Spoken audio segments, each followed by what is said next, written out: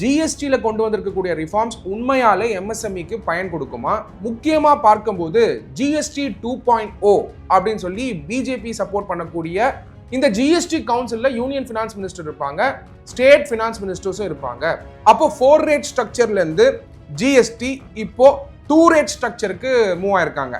8 வருடங்களில் கொண்டு வராத இந்த 2 ரேட் ஸ்ட்ரக்சரை பாரத பிரதமர் நரேந்திர மோடி அவர்கள் இண்டிபெண்டன்ஸ் டேல ஏன் சொல்றாருன்னா, அப்ப ட்ரம்ப் வந்து 50% போடலைன்னா கவர்மெண்ட் வந்து 2 ரேட் ஸ்ட்ரக்சருக்கு மூவ் ஆயிருக்க மாட்டாங்களான்னா 12% இருந்து 5% மாறியாச்சு. ஸோ அப்போ 5% வந்திருக்கக்கூடிய பல ப்ராடக்ட்ஸ் 12% ரேட்ல இருந்த ப்ராடக்ட்ஸ் தான்.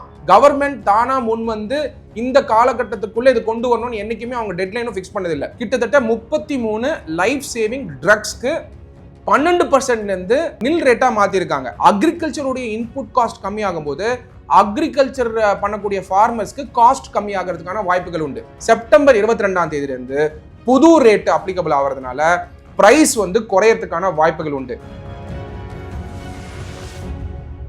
லீகல் டாக்ஸ் நேயர்களுக்கு அன்பு வணக்கங்கள். ஜிஎஸ்டி ரிஃபார்ம்ஸ் இப்போ அனௌன்ஸ் பண்ணியிருக்காங்க ஜிஎஸ்டி கவுன்சில். இந்த ஜிஎஸ்டி ரிஃபார்ம்ஸ் ஆகப்பட்டது ரேட்ஸை குறைக்கக்கூடிய அனௌன்ஸ்மெண்ட்டாக வந்திருக்கு.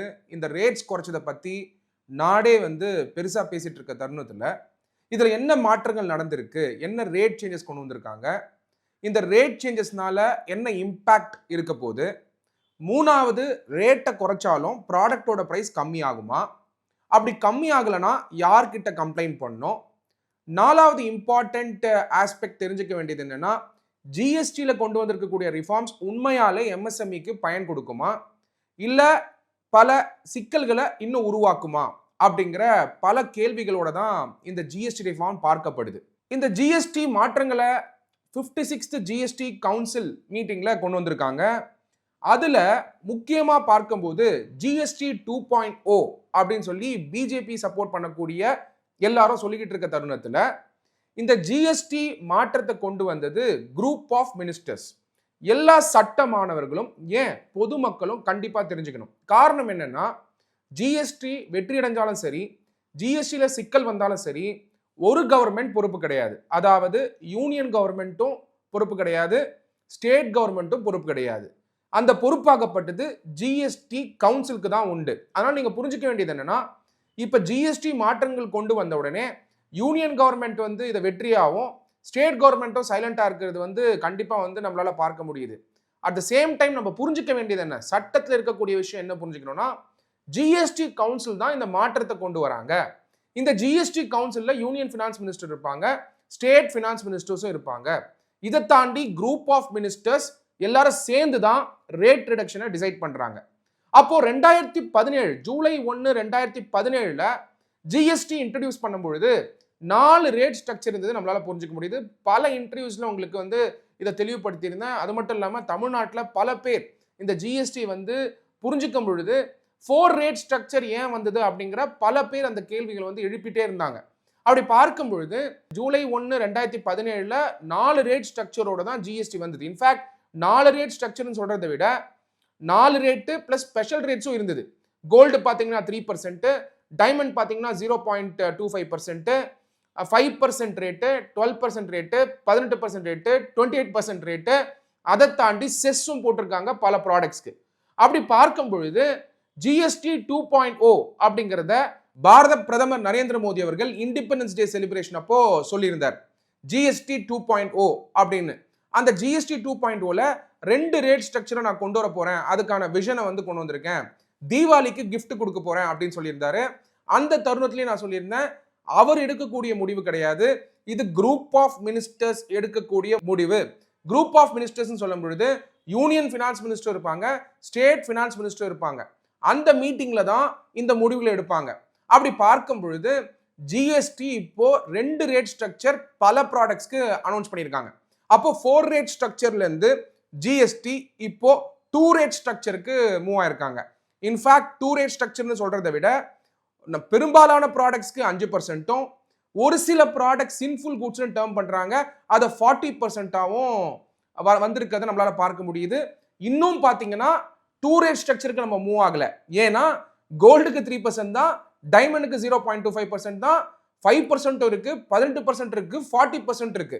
அதனால ஜிஎஸ்டி 2.0 அப்படின்னு சொல்லும்போது நம்ம என்ன புரிஞ்சுக்கணும்னா, பெரும்பாலான ப்ராடக்ட்ஸ்க்கு 5%, சர்வீசஸ்க்கு 18%, ஒரு சில ப்ராடக்ட்டுக்கு 18%, ஒரு சில ப்ராடக்ட் சின்ஃபுல்லா ட்ரீட் பண்ணக்கூடிய ப்ராடக்ட்ஸ்க்கு 40% கொண்டு வந்திருக்காங்க கவர்மெண்ட். இந்த மாற்றத்தை கொண்டு வர வேண்டிய நெசசிட்டி என்ன? காரணம் என்னன்னா, ஜிஎஸ்டி வந்து 2017 இன்ட்ரோடியூஸ் பண்ணி 8 வருடங்கள் ஆகுது. 8 வருடங்கள்ல கொண்டு வராத இந்த 2 ரேட் ஸ்ட்ரக்சரை பாரத பிரதமர் நரேந்திர மோடி அவர்கள் இண்டிபெண்டன்ஸ் டேல ஏன் சொல்றாருன்னா, காரணம் ட்ரம்ப்போட டாரிஃப். ட்ரம்ப் 50% இந்தியா மேல டாரிஃப் போட்டதுனால தான் Indian government 2 rate structure, GST 2 rate ஸ்ட்ரக்சரை கொண்டு வரணும்னு முடிவு பண்ணாங்க. அப்ப ட்ரம்ப் வந்து 50% போடலன்னா கவர்மெண்ட் வந்து 2 ரேட் ஸ்ட்ரக்சருக்கு மூவ் ஆயிருக்க மாட்டாங்களான்னா, நம்மளோட ஒப்பீனியன் படி கவர்மெண்ட் கண்டிப்பா மூவ் ஆயிருக்க மாட்டாங்க. அப்ப நீங்க நன்றி சொல்ல வேண்டியது, ட்ரம்ப் 50% போட்டு எக்ஸ்போர்ட்டருக்கு பாதிப்பு இருந்தாலும் ட்ரம்ப் போட்ட டாரிஃப்னால இந்தியன் கவர்மெண்ட் 2 ரேட் ஸ்ட்ரக்சருக்கு மூவ் ஆயிருக்காங்க. அப்ப நம்ம புரிஞ்சுக்க வேண்டியது என்ன? இந்தியன் கவர்மெண்டால, அதாவது ஜிஎஸ்டி கவுன்சில்னால கண்டிப்பா 2 ரேட் ஸ்ட்ரக்சருக்கு மூவ் ஆயிருக்க முடியும், ஒரு வருஷம் முன்னாடியோ 2 வருஷம் முன்னாடியோ. ஆனால் 2 ரேட் ஸ்ட்ரக்சருக்கு மூவ் ஆகாம 4 ரேட் ஸ்ட்ரக்சர்ல எவ்வளவு கலெக்ஷன் பண்ண முடியுமோ பண்ணிட்டு இருந்தாங்க.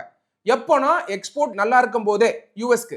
அப்ப இப்போ எக்ஸ்போர்ட் வந்து பாதிக்கும் பொழுது ட்ரம்ப் டாரிஃப் போட்ட உடனேயே 4 ரேட் ஸ்ட்ரக்சருக்கு 2 ரேட் ஸ்ட்ரக்சரை மாற்றக்கூடிய கட்டாயத்துக்கு புஷ் பண்ணப்பட்டாங்க இந்தியன் கவர்மெண்ட்.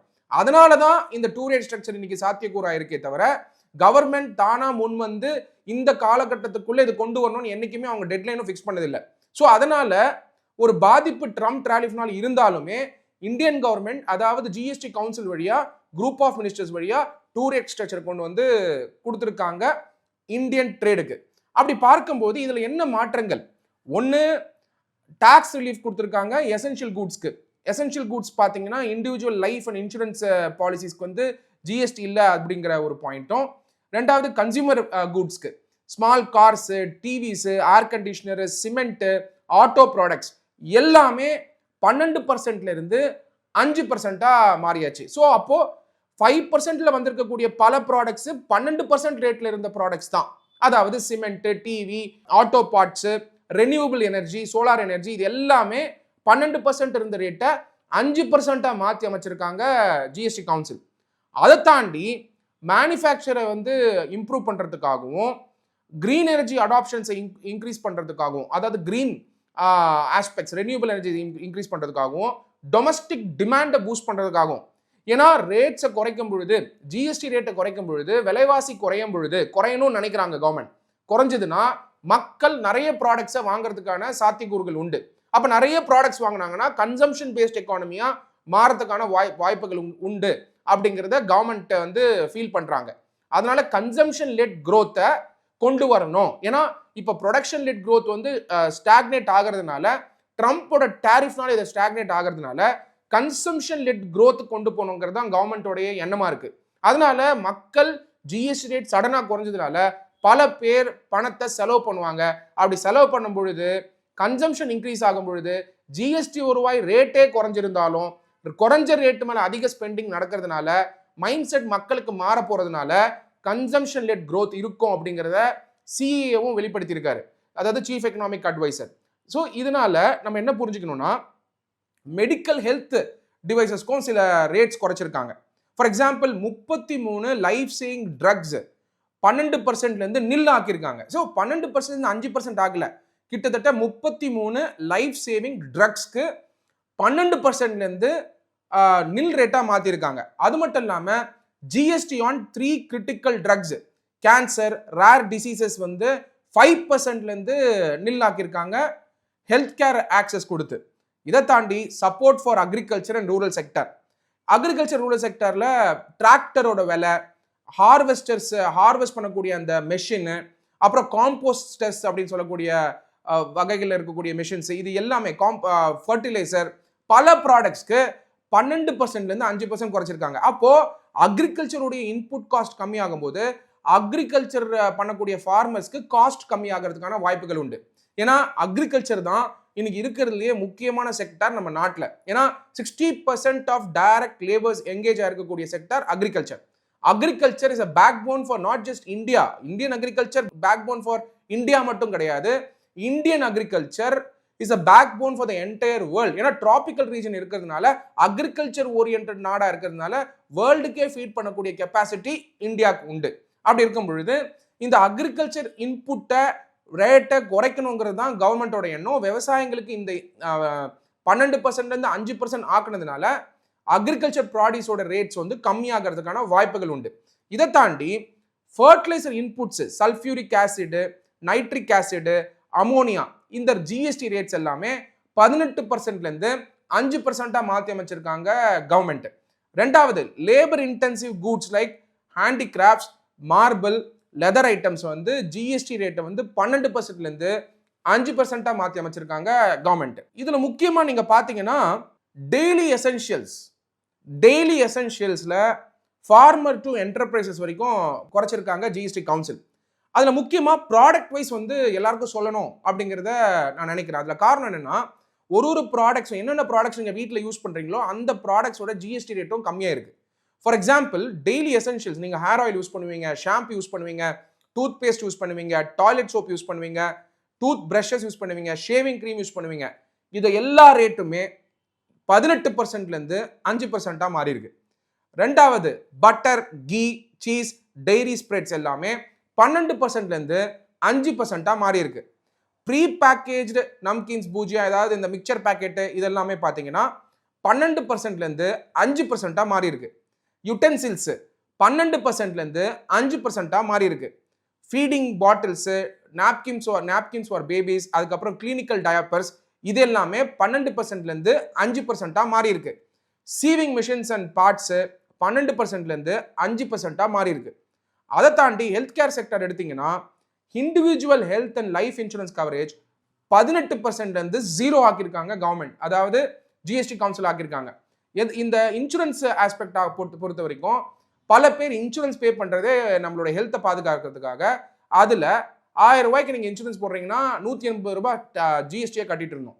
அப்படி இருக்கும் பொழுது 1 லட்ச ரூபா போட்டிங்கன்னா அதுக்கேற்ற வந்து ஜிஎஸ்டி நம்ம கட்டிட்டு இருந்தோம். இப்போ இந்த லைஃப் இன்சூரன்ஸ் அண்ட் ஹெல்த் கவரேஜுக்கு ஜிஎஸ்டி இல்லை அப்படின்னு கவர்மெண்ட் அனௌன்ஸ் பண்ணியிருக்காங்க. ரெண்டாவது, தெர்மோமீட்டர் 18%லேருந்து 5%, மெடிக்கல் கிரேட் ஆக்சிஜன் 12%லேருந்து 5% ஆக்கியிருக்காங்க. All diagnostic kits and reagents 12%லேருந்து 5% ஆக்கியிருக்காங்க. குளுக்கோமீட்டர் அண்ட் டெஸ்ட் ஸ்ட்ரிப்ஸ் 12%லேருந்து 5% ஆக்கியிருக்காங்க. கரெக்டிவ் ஸ்பெக்டக்கல்ஸ் 12%லேருந்து 5% ஆக்கியிருக்காங்க. மூணாவது இம்பார்ட்டன்ட் செக்டர், ஜிஎஸ்டி ரேட் ரிடக்ஷனில் பயனடைஞ்சிருக்கக்கூடிய செக்டர், அஃபோர்டபுள் எஜுகேஷன். ஏன்னா எஜுகேஷன் ப்ராடக்ட்ஸ் எல்லாமே கூட ஜிஎஸ்டி அட்ராக்ட் ஆகிட்டு இருந்தது. For example, map, chart, globes இதெல்லாம் பார்த்தீங்கன்னா 12% அட்ராக்ட் ஆகிட்டு இருந்தது இது வரைக்கும். ஆனால் இனிமே அதுக்கு nil rate of tax. Pencil, sharpener, crayons and pastels 12%ல இருந்தது, இப்போ நில் ரேட் ஆஃப் டேக்ஸ் ஆயிருக்கு. Exercise books and note books 12%லேருந்து நில் ரேட் ஆஃப் டேக்ஸ் ஆயிருக்கு. எரேசர், அதாவது பசங்க ரப்பர்னு சொல்லுவாங்க, எரேசர் யூஸ் பண்ணுவாங்க, அந்த எரேசர் பார்த்தீங்கன்னா 5%ல இருந்தது, இப்போ நில் ரேட் ஆஃப் டேக்ஸ் ஆயிருக்கு. அதே மாதிரி விவசாயிகளுக்கு முன்னாடி நான் சொல்லியிருந்தேன், பட் ஸ்பெசிஃபிக்காக சில ப்ராடக்ட்ஸ்க்கு விவசாயிகளுக்கு ரேட்ஸை குறைச்சிருக்காங்க. டிராக்டர் டயர் பார்ட்ஸ் 18%லேருந்து 5% ஆக்கியிருக்காங்க. டிராக்டர்ஸை 12%லேருந்து 5% ஆக்கியிருக்காங்க. ஸ்பெசிஃபைட் பயோபெஸ்டிசைட்ஸை 12%லேருந்து 5% ஆக்கியிருக்காங்க. ட்ரிப் இரிகேஷன் சிஸ்டம் அண்ட் ஸ்ப்ரிங்க்லர்ஸில் 12%லேருந்து 5% ஆக்கியிருக்காங்க. Agricultural, horticulture and forestry machines for soil preparation, cultivation, harvesting and threshing 12%லேருந்து 5% ஆக்கியிருக்காங்க. இதை தாண்டி automobile made affordable.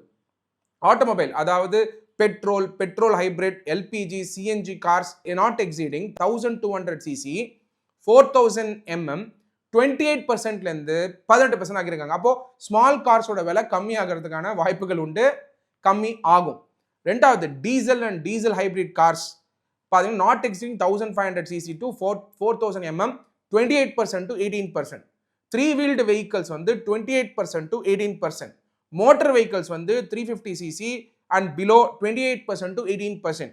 Motor vehicles for transport of goods 28%லேருந்து 18% மாறி இருக்கு.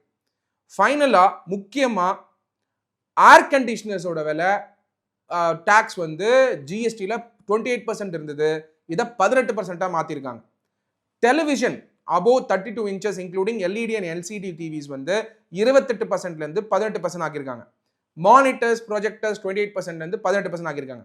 டிஷ் வாஷிங் மெஷின்ஸ் உடைய விலை 28% ஜிஎஸ்டிலேருந்து 18% ஆக்கியிருக்காங்க.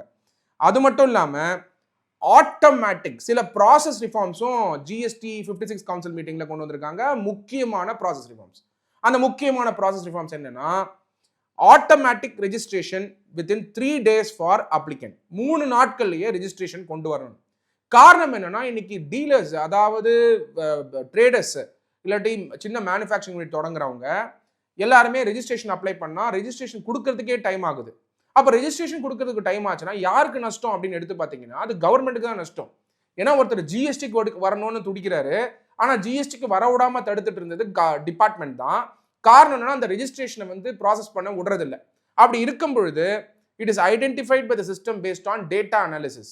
ஸோ இதை ஐடென்டிஃபை பண்ணி அந்த ஸ்மால் பிஸ்னஸஸ்க்கும் ரிஸ்க் அசஸ்மெண்ட் பண்ணி தான் ரெஜிஸ்ட்ரேஷன் வந்து அலோவ் பண்ணுறாங்க.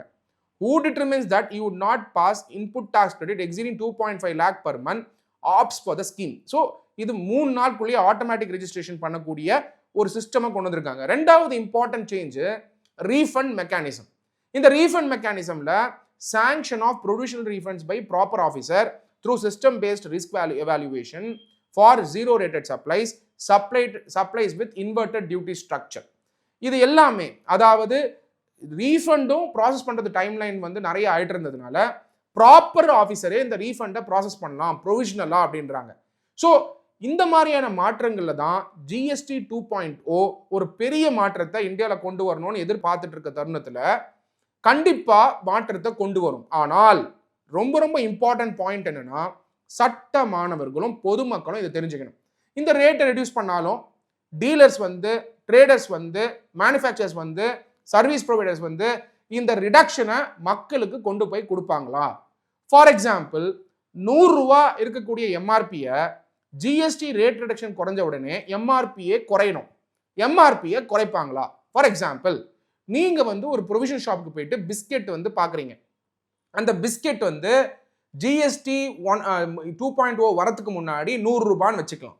அந்த பிஸ்கெட் பேக்கெட் ஜிஎஸ்டி 2.0 வந்ததுக்கு அப்புறம் 100 ரூபாயா இருக்கக்கூடாது. காரணம் என்னன்னா எம்ஆர்பி மேக்ஸிமம் ரீட்டைல் பிரைஸ் அப்படிங்கிற எம்ஆர்பி கான்செப்ட்குள்ளேயே ஜிஎஸ்டி அடங்கி இருக்கிறதுனால ஜிஎஸ்டி இப்போ குறைஞ்சிருக்கு. 18% 5%, 12% 5%, அப்படி குறைஞ்சிருக்கிற தருணத்துல அந்த ரேட்டை மக்களுக்கு பெனிஃபிட்டா கொடுக்கணும்.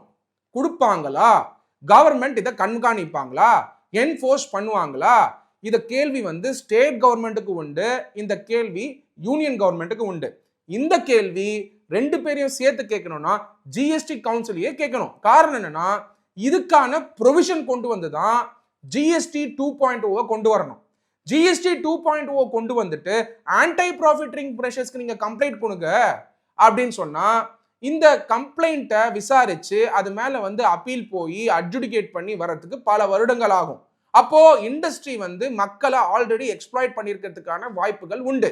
ரேட் ரிடக்ஷனே கொடுத்தும் டீலர்ஸ், மேனுஃபேக்சரர்ஸ், ட்ரேடர்ஸ் இந்த பெனிஃபிட்டை, ரேட் ரிடக்ஷன் பெனிஃபிட்டை கொடுக்கலன்னா என்ன மெஷர் அப்படிங்கிற அந்த கேள்வி உண்டு. அதுக்கான ப்ரொவிஷன் ஜிஎஸ்டி சட்டத்திலேயே உண்டு. அதுதான் நம்ம புரிஞ்சுக்க வேண்டியது. அந்த ப்ரொவிஷன் தான் இந்த ரேட் ரிடக்ஷனை பொதுமக்களுக்கு ட்ரேடர்ஸோ, மேனுஃபேக்சரர்ஸோ, டீலர்ஸோ, சர்வீஸ் ப்ரொவைடர்ஸோ கொண்டு போய் கொடுக்கலன்னா என்ன ஆகும் அப்படிங்கிறது தான் ரொம்ப இம்பார்ட்டன்ட். என்ன பண்ணணும் பொதுமக்கள் அப்படிங்கிறது தான் ரொம்ப இம்பார்ட்டன்ட். ஜிஎஸ்டி சட்டத்தில் செக்ஷன் 171 அப்படிங்கிற முக்கியமான செக்ஷன் உண்டு. அந்த செக்ஷன், அதாவது ஜிஎஸ்டி இது பேர் ஆக்ட், இந்த ஜிஎஸ்டி பேர் ஆக்டில் section 171 of CGST act 2017, CGST act 2017 வந்து ஸ்டேட் ஜிஎஸ்டியும் அதே ப்ரொவிஷன்ஸ் இருக்கும், யூடிஜிஎஸ்டி அதாவது யூனியன் டெரிட்டரி ஜிஎஸ்டியும் அதே ப்ரொவிஷன்ஸ் இருக்கும்.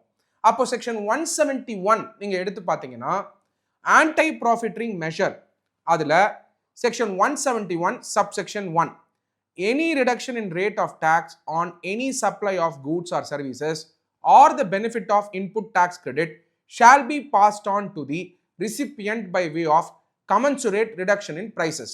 இது என்ன புரிஞ்சுக்கணும்னா ஒரு சமயம் கவர்மெண்ட், அதாவது ஜிஎஸ்டி கவுன்சில் வந்து ரேட்ஸை குறைக்கிறாங்க. இப்போ குறைச்சிருக்காங்க ஜிஎஸ்டி 2.0ல. அந்த ரேட்ஸை குறைச்சிருந்தால் அந்த ரேட்ஸை கமன்சுரேட்டா பிரைசஸ்ல கம்மி பண்ணணும். ஏன்னா ஜிஎஸ்டிங்கிறது கன்சம்ஷன் பேஸ்ட் டாக்ஸ். மக்கள் போய் வாங்கும் போது அல்டிமேட்டா மக்கள் தலையில தான் ஜிஎஸ்டி இருக்கு. அப்போ என்னென்ன பொருள்லாம் நீங்க வாங்குறீங்களோ, ஹோட்டல்ல போய் சாப்பிட்டா நீங்க ஹோட்டல்ல போய் மட்டும் சாப்பிடல, ஜிஎஸ்டி கட்டுறீங்க. டூத் பிரஷ் வாங்குறீங்கன்னா பல் தேய்க்கும் போது ஜிஎஸ்டிக்கு கட்டுறீங்க. அப்படி இருக்கும் பொழுது அந்த கன்சம்ஷன் பேஸ்ட் டாக்ஸா இருக்கிறதுனால பிரைசஸ் கம்மி பண்ணணும். அந்த பிரைசஸ் ரேட் ரிடக்ஷன் வந்தா கம்மி பண்ணணும்னு மேண்டேட் பண்ணியிருக்கக்கூடிய செக்ஷன் தான் செக்ஷன் 171. இதுல முக்கியமா நீங்க பார்க்க வேண்டியது என்னன்னா, செக்ஷன் 171ல வேர்டிங் யூஸ்டு ஷால். அப்போ மேண்டேட்டரி நேச்சர். அதாவது ஜிஎஸ்டி ரேட்டை குறைச்சு பிரைசஸை குறைக்கலாமா வேணாமான்னு ட்ரேடர்ஸோ மேனுஃபேக்சர் நினைக்க கூடாது. கண்டிப்பா குறைச்சாகணும். அதுதான் செக்ஷன் 171 சப்செக்ஷன் 1 சொல்லுது.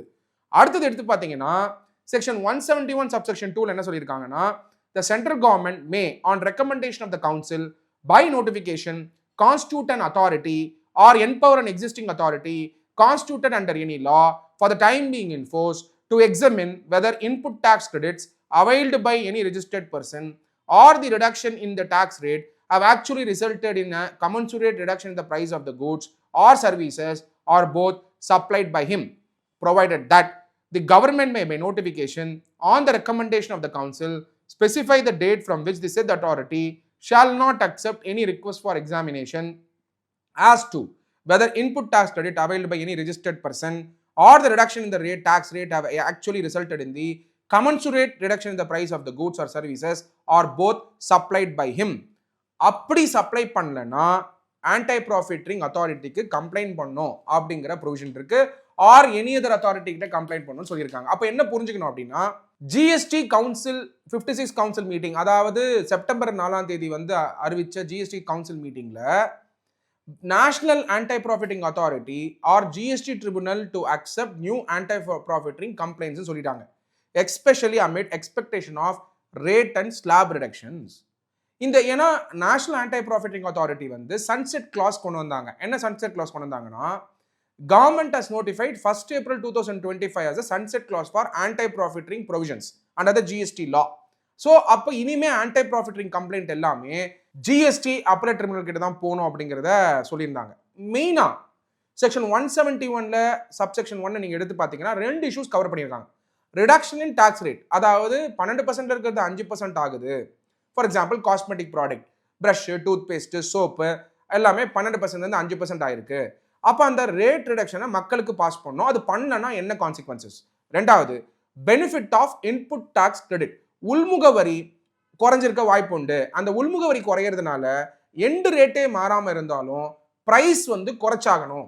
அதை செய்யலைன்னா அந்த கம்ப்ளைண்ட்டை எங்கே கொடுக்கணும் அப்படிங்கிறத கிளியரா புரிஞ்சிக்க வேண்டிய கட்டாயத்தில் இருக்கும். ஏன்னா கவர்மெண்ட் அறிவிச்சு ரேட்டே குறைச்சாலும் ரேட் வந்து மக்களுக்கு போய் பெனிஃபிட் ஆகிற மாதிரி குறைக்கலன்னா, கவர்மெண்ட் பாலிசியால traders, dealers, manufacturers, service providers வந்து பயனடைஞ்சாங்கன்னா அது ஆன்டி ப்ராஃபிட்டரிங்கா கன்சிடர் பண்ணப்படுது. அப்படி பார்க்கும் பொழுது செப்டம்பர் 2024 வரைக்கும் இருக்கக்கூடிய ஆன்டி ப்ராஃபிட்டரிங் கம்ப்ளைண்ட்டை national anti profiteering authority and competition commission of India handle பண்ணலாம் கேசஸை.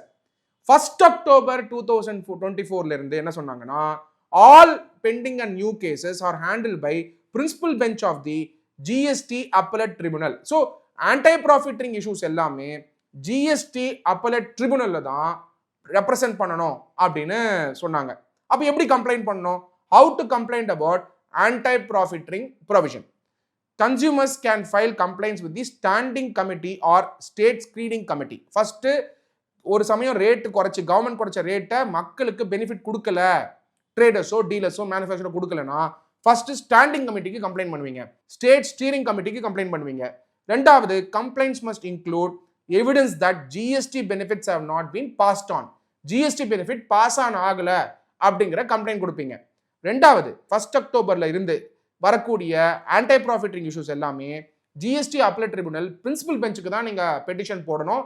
அங்கே தான் டிசைட் பண்ணுவாங்க என்ன பண்ணணும்னு. இப்போ வந்து ரீசன்ட் ஜட்மெண்ட்ல அப்படி ஒரு ஆன்டி ப்ராஃபிட்டரிங் ப்ரொவிஷன்ஸ் வந்து கண்டுபிடிச்சாங்கன்னா கன்சியூமர் ஃபண்டுக்கு, வெல்ஃபேர் ஃபண்டுக்கு மாற்ற சொல்லியிருக்காங்க அந்த பணத்தை அவங்க லாபம் அடைஞ்சதை. அப்போ complaints can be submitted online via official GST portal or through designated authorities அப்படிங்கிற அந்த பாயிண்ட் சொல்லியிருக்காங்க. யார் கம்ப்ளைண்ட் ஃபைல் பண்ணலாம் அப்படின்னா any consumer or stakeholder where to file state screening committee, standing committee, GST appellate tribunal. Evidence required, என்னென்ன evidence வேணும்னா invoices, price list, communication with supplier, இது எல்லாத்தையுமே எவிடன்ஸா வச்சு நீங்க கம்ப்ளைண்ட் கொடுக்கலாம். இதை எப்படி ஐடென்டிஃபை பண்ணுவாங்க? நேஷனல் ஆன்டி ப்ராஃபிட்டிங் அத்தாரிட்டி என்ன மெத்தடாலஜி ஃபாலோ பண்ணாங்க, இப்போ எப்படி ஃபாலோ பண்ண போறாங்க அப்படிங்கிறத நம்ம புரிஞ்சுக்கணும். மெத்தடாலஜி பொறுத்த வரைக்கும் அதுல ப்ரீ அண்ட் போஸ்ட் ஜிஎஸ்டி, அதாவது ஒரு பேஸ்ட் இருக்குன்னு வச்சுப்போமே, டூத் பேஸ்ட் இருக்கு, அந்த டூத் பேஸ்ட் இப்ப ரேட் ரிடக்ஷன் நடந்தது, பப்ளிக் எல்லாருக்கும் தெரியும். அப்போ அந்த பேஸ்டோட விலை கண்டிப்பா கம்மி ஆகணும்.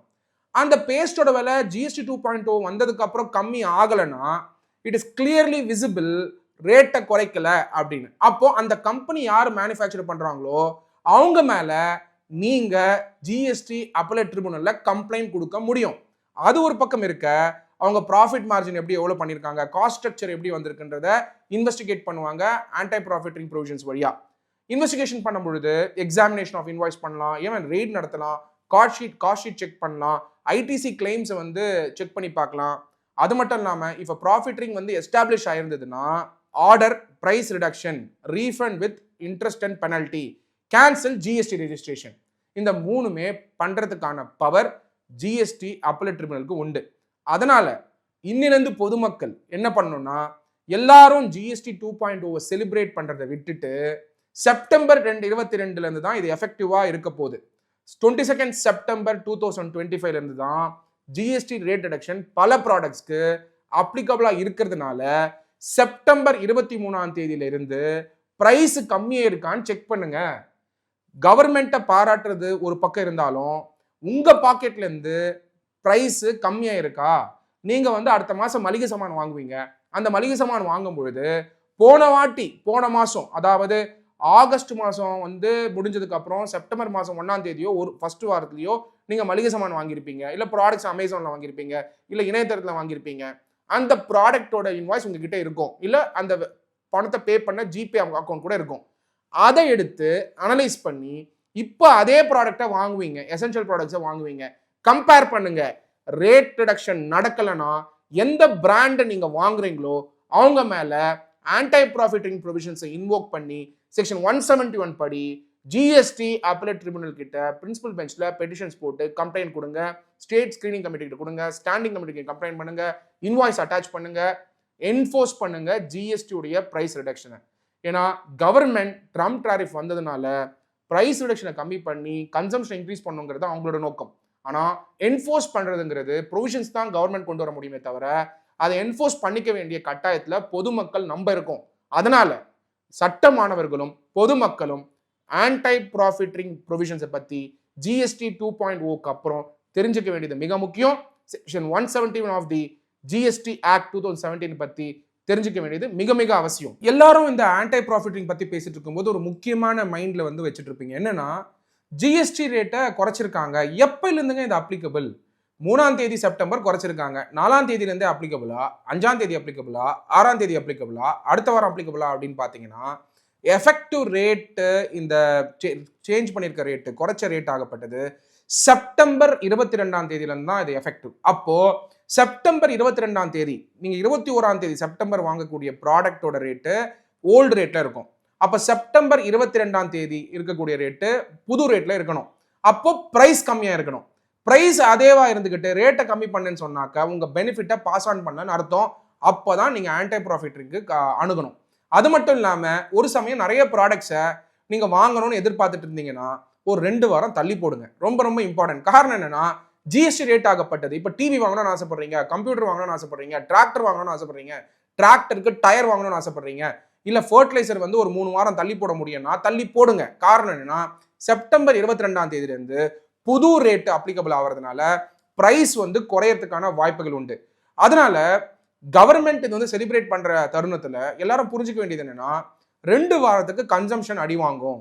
கன்சம்ஷன் ஏன் அடி வாங்கும்னா எல்லா மக்களுக்கும் செப்டம்பர் 22ஆம் தேதியில இருந்து தான் புது ரேட்ஸ் அப்ளிகபிள்னு எல்லாருக்கும் தெரியும். அதனால கார் வாங்குறவங்க தள்ளி போடுவாங்க, பைக் வாங்குறவங்க தள்ளி போடுவாங்க, கம்ப்யூட்டர் வாங்குறவங்க தள்ளி போடுவாங்க, ஏன் நிறைய எசென்ஷியல் ப்ராடக்ட்ஸ் வாங்குறவங்க கூட தள்ளி போடுவாங்க. ஏன்னா செப்டம்பர் 22ஆம் தேதியிலேருந்து புது ரேட் வரதுனால பிரைஸ் ரிடக்ஷன் இருக்கிறதுக்கான வாய்ப்புகள் இருக்கிறதுனால ரேட்ஸ் வந்து பிரைசஸ் வந்து கம்மியாகிறதுக்கான சாத்தியக்கூறுகள் இருக்கிறதுனால செப்டம்பர் 22ஆம் தேதி வந்து விலைவாசி கம்மியாகிறதுக்கான வாய்ப்புகள் உண்டு. விலைவாசி கம்மியாகணும், அந்த நோக்கத்தில் தான் ஜிஎஸ்டி கவுன்சில் கொண்டு வந்திருக்காங்க. இதெல்லாம் ஒரு பக்கம் இருக்க, முக்கியமான அடுத்த இஷ்யூ என்னன்னா, பல ஸ்டேட்ஸ்க்கு வந்து இதில் லாஸ் இருக்கிறதுக்கான வாய்ப்புகள் உண்டு. அதனால காம்பன்சேஷன், இந்த ரேட் ரிடக்ஷன் வந்ததுனால காம்பன்சேஷன் கொடுக்கணும் அப்படின்னு சொல்லிட்டு எல்லா ஸ்டேட்ஸும் இப்போ டிமாண்ட் வச்சிருக்காங்க. டிமாண்ட் வச்சிருக்காங்க யூனியன் கவர்மெண்ட்டுக்கு.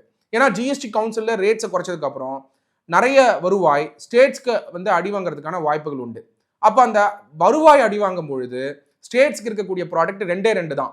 ஒன்று, ஃபார் எக்ஸாம்பிள் தமிழ்நாட்டில் டாஸ்மாக், அதாவது ஆல்கஹாலோட ப்ரைஸை ஏற்றுறதோ வேட்டை ஏற்றுறதோ அவங்ககிட்ட இருக்கும். ரெண்டாவது, பெட்ரோல் டீசல் மேலே ஏற்றுறதுக்கான வாய்ப்புகள் உண்டு. ஸோ அப்போ ஜிஎஸ்டி பெரும்பாலான ப்ராடக்ட்ஸ்க்கு குறைச்சிருந்தாலும் சடனா ஸ்டேட் கவர்மெண்ட் வந்து பெட்ரோல் டீசல் மேலே இருக்கக்கூடிய வேட்டையோ இல்லை ஆல்கஹாலுடைய வேட்டையோ ஏற்றுனாங்கன்னா கரஸ்பாண்டிங்கா யூனியன் கவர்மெண்ட்டும் எக்ஸைஸ் ஏற்றுறதுக்கான பாசிபிலிட்டி உண்டு. அப்போ பெட்ரோல் டீசலுங்கிறது ஒரு இம்பார்ட்டன்ட் இன்புட் காஸ்ட்.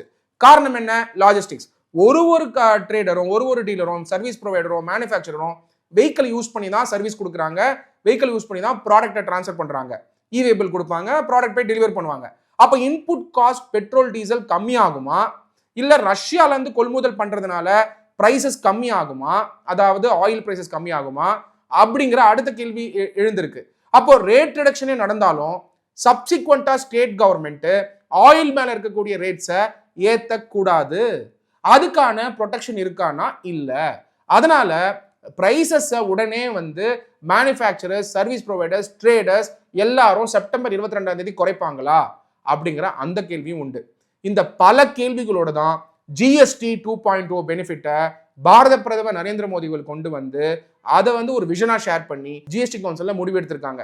ஜிஎஸ்டி கவுன்சிலில் முடிவெடுத்ததுனாலேயே ப்ரைஸ் வந்து கம்மியாகும், அதனால வந்து ஆயில் ப்ரைஸஸ் வந்து ரேஷனலைஸ் ஆகும் அப்படின்னு கிடையாது. இதை சுற்றி நிறைய பாலிசி மெஷர்ஸ் கவர்மெண்ட் கொண்டு வருவாங்கன்னு நினைக்கிறேன்.